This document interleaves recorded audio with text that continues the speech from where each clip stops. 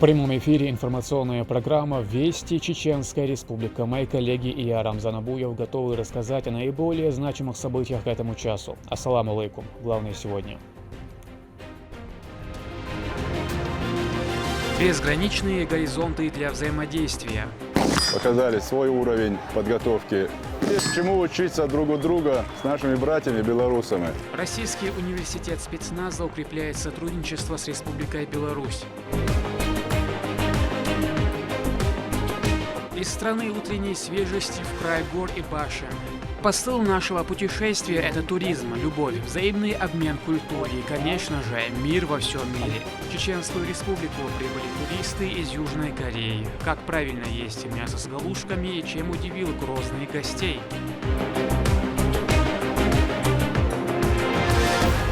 Рыба мечты.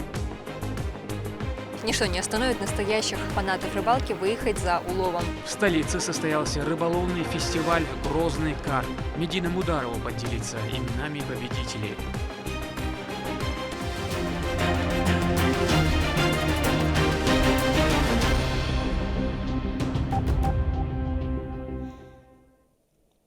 Министр образования и науки Хошбау Дидаев провел совещание с руководителями частных образовательных учреждений. С начала учебного года была организована проверка частных школ, в которых комиссии были выявлены нарушения.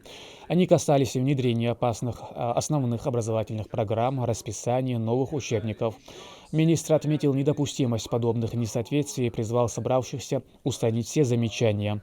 В противном случае будут отзываться лицензии. Я хотел бы обратиться и к нашим жителям, гражданам, родителям, которые последние годы были принята мода отправлять своих детей в частные общеобразовательные учреждения. Сейчас в Чеченской Республике, благодаря огромным усилиям Рамзана Ахматовича, нашего уважаемого главы, такой необходимости нет. У нас с каждым годом в республике открываются новые школы, ремонтируются, модернизируются старые учреждения системы образования. К выбору школы, чтобы относились очень трепетно, очень внимательно, и мы просим по возможности своих детей в частные образовательные учреждения не отправлять. В честь важного праздника в жизни каждого человека, Дня чеченской женщины, в торгово-развлекательном центре Грозный Молл состоялся тематический творческий вечер. Он организован по поручению начальника департамента дошкольного образования мэрии Грозного Хадижат Кадыровой. Дошкольники продемонстрировали в своих номерах всю красоту чеченских традиций. Репортаж Турпалали Тайсумова. Ребята из детских образовательных учреждений собрались, чтобы поздравить чеченских женщин с их знаменательным днем. По поручению начальника департамента дошкольного образования мэрии города Грозного Хадижат Кадыровой в комплексе Грозный Молл прошел творческий вечер, посвященный данному празднику. Впервые данный праздник в таких масштабах празднуется. С тех пор, как этот праздник был введен, мы праздновали его в рамках дошкольных образовательных организаций. В каждом саду рассказывали об истории возникновения этого праздника, в память о женщинах, чеченках, которые совершили великий подвиг. И это действительно так. Женщины сыграли большую историческую роль в чеченском обществе. Концертная программа насыщена и включает много интересных выступлений в исполнении этих маленьких чад. Загадково, взгляде ласково, нашу жизнь украшает краска. Всегда нас улыбкой радует, сюрпризами нас балует. Все это придает веселый колорит. Большой холл торгово-развлекательного центра заполняется, привлекая все большее внимание, причем целых семей. В каждом выступлении дети олицетворяют традиции и культуру чеченского народа. Уже с малых лет дети познают ценности и обычаи, которые передаются из поколения в поколение в неизменном виде. Между выступлениями дети раздавали маленькие съедобные презенты всем присутствующим женщинам. Это как частичка их большой любви и внимания. Турпалали Тайсумов, Моусар Хаджиев и Бикхан Эбиев. Вести. Чеченская Республика.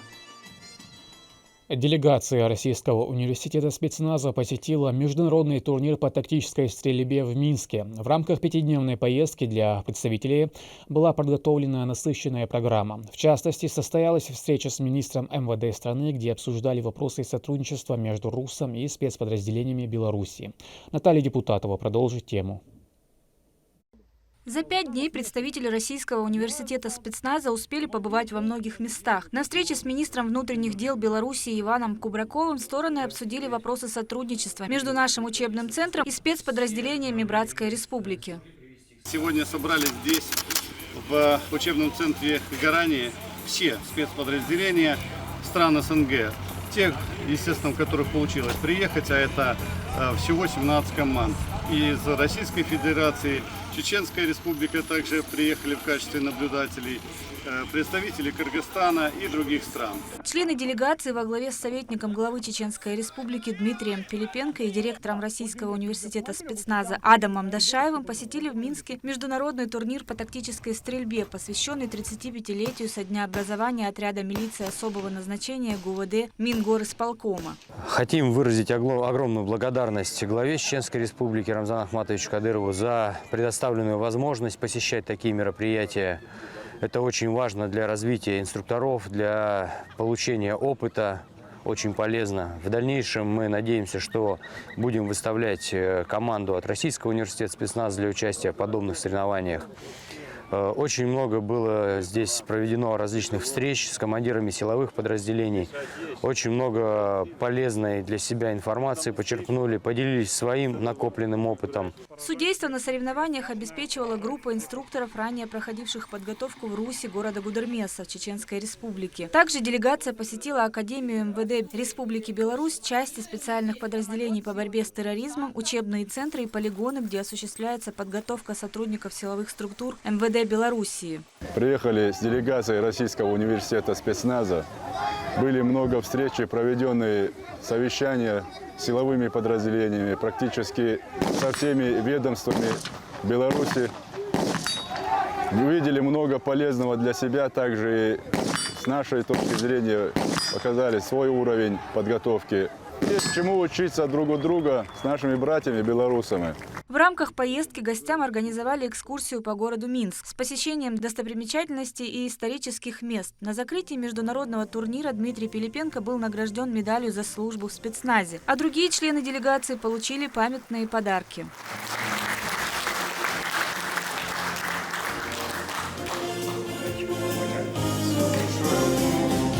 Служу России, спецназ.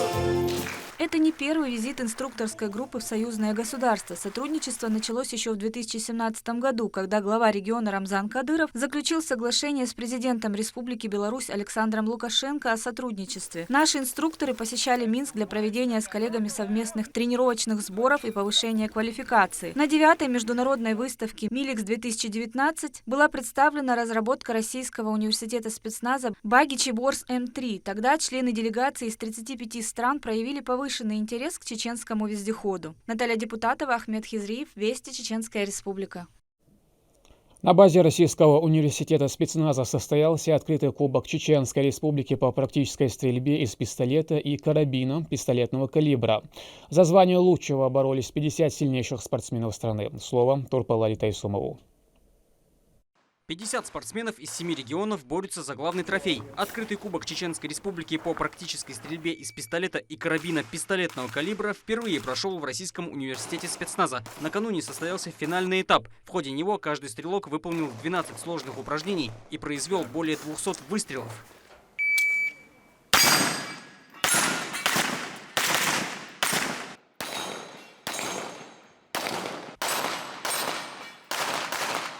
В решающем состязании лучшие определялись в 2 зачетах – открытом и внутреннем. Перед награждением организаторы поблагодарили всех за успешно пройденные упражнения. Благодарю вас за ваше участие в таком значимом соревновании для Чеченской Республики. Это финал Кубка Чеченской Республики, который вы достойно отстреляли и показали свое мастерство. Борьба была интересной, напряженной. Хотел выразить благодарность команде директора матча. Построили очень хорошие и интересные, сложные упражнения. Поэтому я полагаю, что вы тоже, пройдя эти упражнения, получили удовольствие от практической стрельбы, от ее вольного стиля. Далее победители и призеры были награждены медалями и памятными кубками. В открытом зачете одну из побед одержал Хасан Абдуев, класс стандартный, а во внутреннем в числе лучших Рустам Исрапилов, класс серийный, и Адам Закиров, класс серийный с оптическим прицелом. Теперь стрелков будут ждать всероссийские соревнования. Турпал Алита Исумов и Магомед Тутаков. Вести. Чеченская Республика.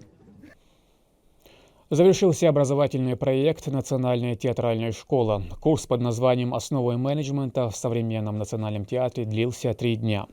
Преподавателями выступали ведущие эксперты страны в области менеджмента и продюсирования театральных проектов из Санкт-Петербургского университета и Российского института сценических искусств. Настоящим подарком для участников в рамках деловой программы проекта стал открытый диалог с директором Александринского театра Сергеем Емельяновым. Цель у нас одна. У Национальной театральной школы главная идеологическая цель заключается в том, чтобы все деятели культуры, которые видят себя в работе с театральными проектами, хотят работать внутри театра или с театром, чтобы они получили все механизмы, самые современные механизмы работы, управлении проектами, в работе с проектами, которые сегодня во всем мире существуют.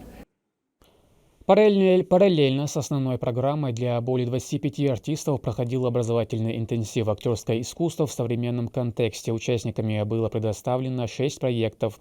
По завершению каждый из них получил свидетельство о повышении квалификации. Большая удача в том, что Чеченская Республика сегодня принимает участие во 2-м сезоне всероссийского проекта «Национальная театральная школа». Случилось это благодаря поддержке министра культуры Чеченской Республики Айшат Рамзановны Кадыровой, которая еще в предыдущем году поддержала инициативу проведения указанного мероприятия. Кто не мечтал в детстве отправиться в кругосветное путешествие, а многих и во взрослой жизни не отпускает это желание. Супруги Мухаммед Амир и Фатима из Южной Кореи решили увидеть своими глазами удивительные уголки планеты. Можно прикоснуться к каменным глыбам потерянного города инков, изучить таинственные линии Наска. Но какое это кругосветное путешествие, если не полюбоваться обликом башни Дёри, которой почти 1000 лет? Не попробовать национальное блюдо мясо с галушками и не ознакомиться с самобытными чеченскими традициями. Амина Тупилагова о незабываемом вояже гостей. Туристический поток Чеченской Республики усиливается с каждым годом, и контингент гостей совершенно разнообразен. Мухаммед Амир и его жена Фатима в рамках своего трипа по миру посещение субъекта сделали обязательным пунктом. И началось оно с визита на государственную телерадиокомпанию «Вайнах», потому что их путешествие имеет особый смысл – послание миру, которое они хотят донести до всех. Мы с супругой решили потратить долгих 2 года, чтобы охватить самые обсуждаемые страны и регионы нашего континента. А посыл нашего путешествия – это туризм, любовь, взаимный обмен культурой и, конечно же, мир во всем мире. Личным гидом гостей из Южной Кореи стал министр региона по туризму Муслим Байтазиев, и, как полагается по всем канонам чеченского гостеприимства, знакомить путешественников с культурой решено было начать с национальной кухни. Чиновник даже дал мини-мастер-класс по поеданию блюда жижик галнаш.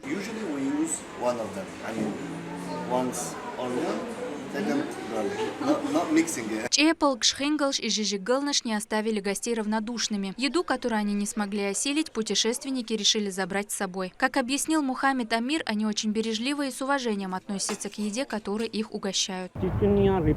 Чеченская Республика поражает своей красотой. Раньше я никогда здесь не бывал. Также отмечу гостеприимство и щедрость населения. Моя семья в восторге. Нам дарят подарки. Мы попробовали чеченскую кухню в Грозном. Очень вкусно и сытно. Испытываю счастье, потому что мне довелось здесь побывать. Они уже посетили 9 стран и преодолели более 20 тысяч километров. Их верный помощник в этом – полноценный дом на колесах. Обладатель чудо-машины хвастается, что таких в мире всего 10, а им досталось по счастливым 7-м номерам. За 4 месяца, что Мухаммед Амир и его жена путешествуют по миру, они даже успели обзавестись собственной фишкой. Люди, которые попадаются им на пути, оставляют прямо на фургоне послания. Не стал исключением и Вайнах. Наша съемочная группа также решила оставить воспоминания о себе, передав странникам наклейку на автомобиль и нагрудный значок с изображением Героя России Ахмата Хаджикадырова. Семейная пара будет в регионе на протяжении 10 дней, ну а потом им предстоит преодолеть 200 тысяч километров и посетить еще более 70 стран. Амина Тупилагова, Лёма Мандиев, Магомед Ахматов. Вести. Чеченская Республика. В столице состоялся ежегодный фестиваль рыбной ловли «Грозный карп». Он собрал любителей активного отдыха со всей страны. Одна из целей – это популяризация рыбалки. Чеченцы известны во многих видах спорта, однако в рыболовном мало кто представлен. О том, как клевало и что удалось выловить, расскажет Медина Мударова. Ни холод, ни дождь, ничто не остановит настоящих фанатов рыбалки выехать за уловом. Главные герои этого дня – карп обычный, цветной, белый и зеркальный амур. Более 40 участников со всей России, 16 команд, в каждой от 2 до 4 человек. Сплотившись, они пытаются поймать самую большую рыбу в водоеме. Ради этого фестиваля Александр Колядин приехал с Нальчика. С удочкой в руках он с 4 лет, можно сказать, вырос с ней. Его самый большой улов – 14 килограмм. Секрет успешной ловли – личный опыт, признается мужчина. Когда прозрачная вода, много травы, то есть сложная рыбалка. Вот, тогда приходит больше опыта, когда она не ловится. Когда она ловится, сидишь на одной приманке, и она ловится, это неинтересно. Сейчас вода еще пока холодная, рыба идет на сладкие приманки. Вот, более холодная вода, соленые, рыбные запахи, вот такие приманивают рыбу. Надеемся поймать бигфиш вообще. Мы сюда приехали именно за большой рыбой. Маленькие нам не интересны. У профессионального рыбака имеется целый арсенал снастей, рассчитанных на разные условия ловли и добычи. Даже можно понять, какая рыба клюет. Когда карп клюет, он сразу тянет туда, в противоположный берег. Когда амур, он наоборот провисает и пытается идти в берег наоборот. И уже понимаешь, что за рыба там клюнула. То есть это тоже приходит все с опытом. Улов велся строго в отведенной зоне Грозненском море. Гонка длилась 3 дня. Все это время участники находились на берегу, ожидая добычи. Но резкая смена погоды внесла свои коррективы. Рыба есть, но ее мало. А сколько уже поймали на данный момент наш сектор, 9-й сектор, поймал 2 рыбы. Мы используем все, пробуем все. Есть и секретные наживки, есть и распространенные, в основном это кукуруза. Дистанция между спортсменами 3 метра. Правила по принципу «поймал, отпустил» строго соблюдаются. Разрешено использовать только одинарные крючки без жала и подсадки с мягкой сеткой из силикона. Все для того, чтобы не травмировать рыбу и выпустить ее в пруд. Вот, а рыба... Победа, возможно. Но это не точно, надо дождаться полчаса еще. Обязательная традиция таких турниров – это взвешивание улова. Очки начисляются в зависимости от вида и габарита. То тут, то там рыболовы хватали удочки, чтобы вытащить трепещущую красавицу. Спортивный принцип присутствовал. Рыба считалась зачет не менее 1,5 килограмм. В зачет шли карпы и амуры. Самая крупная рыба у нас 8 килограмм 725 грамм была поймана. Хотя знаю, что в этом водоеме есть рыбы гораздо крупнее, но в этот раз они обошли нас стороной, обхитрили рыболовов. Фестиваль рыболовного турнира «Грозный карп» с каждым годом становится все более привлекательным. Он проводится в 4-й раз. Организаторы Министерства региона по туризму, мэрия Грозного и Федерация рыболовного спорта республики. В первую очередь популяризация рыболовного спорта, рыболовного туризма. Но строй у всех рыбаков боевой, несмотря на то, что погода чуть-чуть испортилась. Решающий момент после подсчета баллов выявили победителей и призеров. Первое место взял город Магаз, общий вес улова 12 килограмм 600 грамм. Второе место у команды села Бена-Юрт 12 килограмм 175 грамм. А третье у участников с Грозного с 11 килограммами. Им вручили ценные призы и дипломы от Министерства туризма Чеченской Республики. Медина Мударова, Магомед Ахматов, Мовсар Хаджиев, Вести, Чеченская Республика. Еще один сюжет моего коллеги Турпала Тайсумова посвящен спортивному мероприятию. Первенство страны по картингу и чемпионат России по шоссейно-кольцевым мотоциклетным гонкам состоялись на автодроме «Крепость Грозная». Участники со всей страны боролись за звание лучшего. Узнаем имена победителей из следующего материала.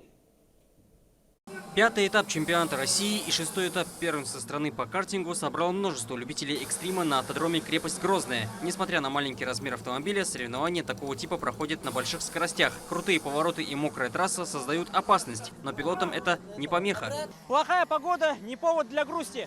Гонщики настроены на победу. Ну а дальше за них будет решать только скорость и реакция.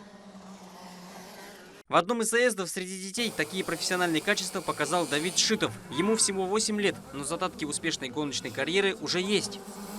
В отборе я приехал второй, в втором отборе я тоже приехал второй, а потом Шестаков 43-й меня обогнал. Я в итоге стартовал первый, потому что у него было больше штрафных очков. И Победа моя! Параллельно здесь состоялся чемпионат России по шоссейно-кольцевым мотоциклетным гонкам. Более 60 участников выстраиваются, чтобы показать мощь и скорость при прохождении трассы. Проверив состояние железных коней, гонщики, мотоциклисты готовы стартануть с ревом моторов. Несмотря на то, что погода оставляет желать лучшего, дождь уже стих, а значит свист шин и рев будет еще более оглушительным и громким. Седьмой этап в Грозном был заключительным. В одной из дисциплин его победителем стал Станислав Морозов, опередивший соперников в очном заезде. Получил массу удовольствия. Впервые в гонке ехал и не смотрел, сколько осталось кругов впереди. Уже когда загорелись красные флаги и светофор, тогда уже понял, что уже гонка закончена. Вот, то есть это говорит о том, что я ехал в свое удовольствие. Ну, такая напряженная все равно была. Перед стартом была гонка такая напряженная. По словам организаторов, провести сразу два соревнования не составило труда, а польза от них весьма большая, ведь это привлекает внимание молодежи. На двух сразу трассах проходит два огромных больших соревнования. Это соревнования для нас, как для республики в целом, очень значимы. Почему? Потому что здесь съезжаются все самые лучшие спортсмены со всей страны. Причем здесь есть участники, которые едут в чемпионате мира. Вот именно в данной дисциплине, вот в картинге, ребята едут в чемпионате мира. Для нас это огромная честь. После каждого заезда победители и призеры получили заслуженные награды. Уступившие также не остались без подарков на память. Турпал, Алита Исумов, Сайт Алиам Пукаев и Магомед Тутаков. Вести. Чеченская Республика. В церковь имени святого архангела Михаила в Грозном привезли мощи Георгия Победоносца. Останки мученика, совершившего подвиг во имя веры, уже много лет передаются по всем епархиям Русской Православной Церкви для проведения религиозных обрядов. В храме собрались верующие люди, богослужители со всей республики, дабы прикоснуться к святыне. А вначале поется величание, после проводится вечернее богослужение. Утром совершается молебен и божественная литургия. После мощи отправят в Махачкалинскую епархию. Для православных людей это на самом деле событие с большой буквы. Потому что святой великомученик Георгий, который жил в IV веке, выступил с заявлением того, что он христианин, подчеркнул это. И когда ему предлагали, это была очень частая практика у язычников, когда предлагали пойти на некий компромисс с самим собой, да? Вот, дескать, ты можешь быть христианином, кем угодно. Вот возьми щепотку ладана и брось перед идолами. Наши мученики, они даже на такой компромисс со своей совестью не готовы были пойти. Они говорили нет, готовы были идти даже на смерть, но оставались непреклонными, непоколебимыми. В республике набирает популярность безналичная оплата проезда в общественном транспорте. Для удобства жителей установлены терминалы. Это значительно упрощает порядок предоставления услуги и повышает комфорт пассажиров. Но главное в этой цифровизации – это акция от Министерства транспорта и связи. Она предполагает с 1 сентября скидку 6 рублей за проезд в столичном транспорте при оплате платежной системой МИР. Репортаж Адама Магомедова. Скидка в 6 рублей для тех, кто платит картой МИР за проезд. С 1 сентября национальной платежной системой запущена акция, благодаря которой можно экономить на поездках в общественном транспорте Грозного. Чтобы поездка обошлась дешевле на 6 рублей, достаточно приложить свою пластиковую карту МИР к терминалу для приема банковских карт. Это поможет не только существенно сократить затраты на транспорт, но и время обслуживания пассажира. Это для меня лучше, так как не всегда удобно носить наличку, монеты. Картой удобнее, просто приложил и оплатил. Оплатить проезд со скидкой в 6 рублей можно не только с помощью пластиковой карты МИР, но и ее электронной версии. Для этого необходимо загрузить карту на мобильное устройство на базе Android в один из мобильных платежных сервисов MirPay или Samsung Pay. А для оплаты проезда нужно будет приложить телефон со включенной функцией бесконтактной оплаты к терминалу до подтверждения операции. Если так случилось, что у вас нет карты МИР на пластике, вам не обязательно посещать отделение вашего банка. Сейчас вы можете удаленно дома через мобильные банки выпустить виртуальные карты. Такие сервисы предлагают многие банки в России. И буквально за несколько кликов, выпустив карту, привязать ее в мобильное приложение MirPay или Samsung Pay и через несколько минут уже возможно оплачивать проезд со скидкой. Акция является большим плюсом для каждого, кто пользуется общественным транспортом, в частности для школьников и студентов, ведь учебный год уже начался. Предложением со скидкой на проезд можно будет воспользоваться до 31 декабря этого года во всех автобусах Грозного, где есть терминалы для бесконтактной оплаты. На данный момент в республике около 150 транспортных средств оборудованы валидаторами для безналичной оплаты, но к концу года их количество увеличится вдвое. Адам Магомедов, Сайдалием Пукаев, Шамсудин Джабраилов, Вести, Чеченская Республика. К этому часу это все события. Еще больше новостей вы можете узнать на наших социальных платформах и в приложении «Смотрим». С вами был Рамзан Абуев, и пусть в вашей жизни будут только хорошие вести.